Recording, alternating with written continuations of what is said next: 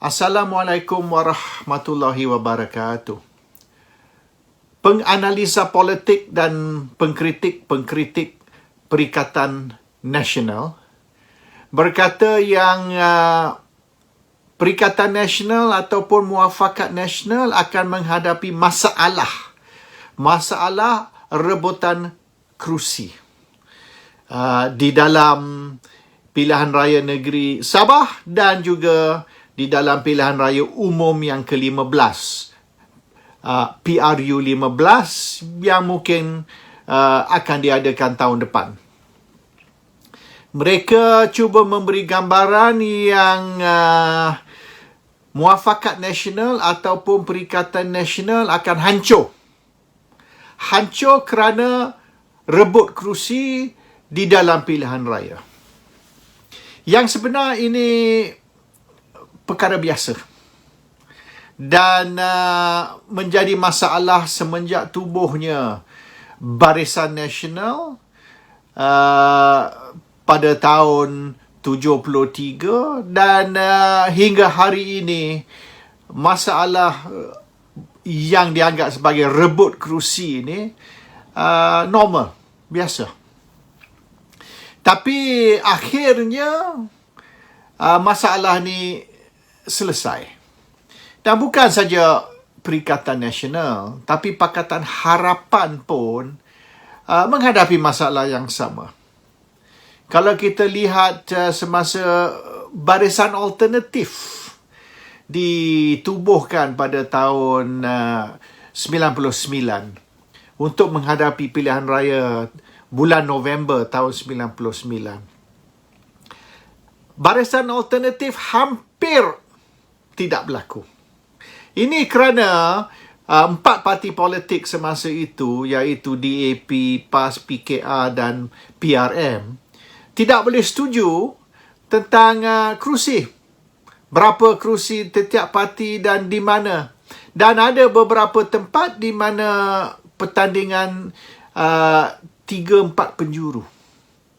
Sepatutnya 1 lawan 1. Tapi kerana Barisan Alternatif tidak boleh setuju tentang kerusi, maka berlaku di mana PAS dan PKR ataupun PKR dan DAP bertanding di tempat yang sama. Ada satu tempat tu di mana satu lawyer PKR bertanding lawan calon PAS. Akhirnya yang menang Barisan Nasional sebab PAS dan PKR pecah undi. So normal lah. Benda ni memang biasa dari dulu lagi, semenjak tubuhnya gabungan-gabungan ataupun coalition tidak boleh 100% setuju tentang kerusi. Berapa tiap-tiap parti dan di mana. Walaupun mereka mungkin boleh setuju tentang jumlah, tapi tempat tu, mungkin di tempat tu 2 parti dari satu gabungan, satu coalition nak bertanding. Tapi akhirnya oleh kerana mereka ada matlamat yang sama, same objective, iaitu menentang kalau kali ini menentang Pakatan Harapan, maka akhirnya mereka akan pakat. Dan akan berlakulah beberapa tempat di mana overlapping dan 3-4 corner fight akan timbul. Tapi itu bukan masalah yang boleh dikatakan menghancurkan gabungan itu. Dan ini sebab tiap parti nak muncul sebagai the kingmaker. Terutama sekali parti yang mempunyai kerusi banyak. Dan klaim mereka ialah winnability, iaitu kerusi itu kalau parti ini bertanding, parti ini boleh menang, ataupun lebih baik parti satu lagi bertanding. Tapi kebanyakan parti tidak mahu guna formula winnability. Mereka nak guna formula yang itu ialah kerusi tradisi kami, our traditional seat, maka mereka nak bertanding di kerusi yang dari segi tradisi kerusi mereka. Tapi Kalaulah kerusi itu yang mereka menang tiap-tiap kali, tiap-tiap pilihan raya mereka menang, maka kita fahamlah itu asal kerusi UMNO atau kerusi PAS atau kerusi PKR atau kerusi Parti Pribumi Bersatu dan sebagainya. Tapi mungkin mereka bertanding kerusi itu 2-3 pilihan raya tapi kalah, tak pernah menang. Tapi mereka masih claim kerusi itu kerusi mereka sebab mereka telah bertanding kerusi itu pilihan raya yang lepas ataupun 2-3 pilihan raya yang dulu. Tapi kalau tak menang, macam mana nak claim kerusi mereka? Jadi kerusi mereka bukan dari segi mereka menang, tapi dari segi mereka biasa bertanding kerusi itu walaupun kalah. So this is going to be a problem memang. Dan tiap-tiap parti nak muncul sebagai the biggest party yang terbesar. Dan untuk menjadi parti yang terbesar, mereka perlu bertanding kerusi yang terbanyak. Tapi tidak semesti mereka akan menang kerusi yang terbanyak. And this is the problem. Tapi kita perlu serah kepada pemimpin-pemimpin parti untuk menentukan dan sudah semestinya pemimpin parti tersebut cuba negotiate untuk dapat kerusi yang terbanyak. Oleh kerana kalau mereka bertanding kerusi yang terbanyak, bermaknanya ada peluang mereka menang kerusi yang terbanyak. Kalau tak bertanding kerusi yang terbanyak, macam mana nak menang kerusi yang terbanyak? Dan sekiranya mereka menang kerusi yang terbanyak, maka mereka boleh claim bahawasanya pemimpin parti mereka ataupun presiden parti mereka layak menjadi Perdana Menteri. Sebab kalau katalah satu parti itu mempunyai 50 kerusi dan parti yang nombor 2 hanya dapat katalah 30 kerusi dan parti yang ketiga 20 kerusi, parti yang keempat 10 kerusi, maka parti yang menang 50 kerusi boleh kata layak dia menjadi Perdana Menteri. Bermaknanya pemimpin parti mereka lah, presiden parti mereka jadi Perdana Menteri dan juga kabinet. Kalau mereka mempunyai ahli parlimen yang terbanyak, maka jawatan kabinet pun mereka boleh terima yang terbanyak.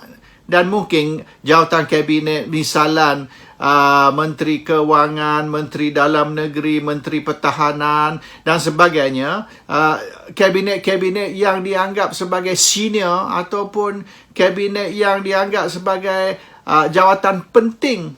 So this is normal. Dan sekiranya kita ada 4, 5, 6, 7 parti ataupun macam dulu barisan 14 parti dalam satu gabungan, akan adalah internal konflik dan sekiranya ada 2-3 parti yang kuat, kalau macam barisan dulu satu parti kuat yang lain kurang kuat, maka senanglah UMNO menentukan apa akan berlaku. Tapi sebab parti lain tu boleh dianggap sebagai menompang atas kekuatan UMNO. Tapi apabila wujud satu keadaan, satu situasi di mana tidak ada satu parti yang kuat, semua parti lebih kurang sama kuat, ini pun akan menjadi masalah. Jadi masalah warlord UMNO yang dikritik ada kebaikan. Kebaikannya ialah mereka boleh kontrol ahli-ahli lain di dalam gabungan. Apabila tidak ada satu warlord, semua sama rata, sama kuat, maka akan berlaku lebih banyak masalah rebutan. So pros and cons. Ada kebaikan, ada keburukan di dalam sistem Barisan Nasional di mana UMNO jadi warlord, yang lain ni mengikut sahaja. Itu saja komen tentang isu rebutan kerusi ataupun berebut kuasa. Dan isu yang terbaru semalam ialah beberapa 101 kontrak kerajaan diberi kepada kroni-kroni secara runding terus, direct negotiation tanpa tender. Jumlahnya ialah dikatakan hampir 7 bilion, 6.6. Yang sebenarnya banyak lagi. Bukan ini saja. Kalau kita kira yang terowong bawah laut Pulau Pinang tu, campur dengan ini sudah lebih dari 12-13 bilion, yang sebenarnya lebih dari 20 bilion. Di dalam 22 bulan Lim Guan Eng jadi Menteri Kewangan, 22 bilion projek dan kontrak diberi secara runding terus. Bermaknanya lebih kurang 1 bilion satu bulan. 1 billion for every month that Pakatan was in power and Lim Guan Eng was the finance minister. Jadi kalau korek lagi banyak. Dan satu yang mereka tidak korek, sebab sekarang ni yang Menteri Kewangan timbulkan hanya ialah kontrak-kontrak untuk pembekalan ataupun kontrak pembinaan. Tapi perbelanjaan kerajaan bukan saja untuk pembinaan ataupun bekalan untuk kerajaan. Dia juga melibatkan services. Selain daripada supplies ataupun construction, ada juga services. Ambil satu contoh. Tommy Thomas. Semasa Tommy Thomas menjadi peguam negara, banyak mana kontrak dia beri kepada lawyer-lawyer, peguam-peguam yang geng dia. Perlu peguam negara ataupun Menteri Kewangan juga korek semua kontrak-kontrak yang melibatkan Jabatan Peguam Negara, AGC, Attorney General's Chambers. Oleh kerana semasa Tommy Thomas menjadi Peguam Negara, beliau telah memberi banyak kerja tanpa tender, direct negotiation kepada peguam-peguam, terutama sekali peguam bukan Melayu, peguam India misalan, dan ada ramai peguam Melayu di dalam Jabatan AGC yang tidak puas hati kerana Tommy Thomas telah memberi kerja tanpa tender, jadi bermaknanya dengan harga tinggi kepada geng-geng India yang kroni-kroni Tommy Thomas. Semua lawyer, dan kita tahulah banyak mana lawyer India ni boleh katakan mereka monopoli bar council.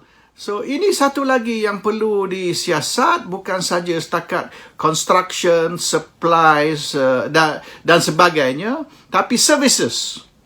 Dan satu servis yang penting yang orang ramai tidak nampak ialah legal services. Dan banyaklah Tommy Thomas memberi kepada geng-geng lawyer India dia, dan orang Melayu memang marah sangat-sangat, tapi tak boleh buat apa semasa itu, dan perlu ini disiasat dan dikorek dan didedahkan. Yang Tommy Thomas ni cakap banyak, tapi bapak rasuah di dalam memberi kerja kepada geng-geng lawyer India dia. Assalamualaikum warahmatullahi wabarakatuh.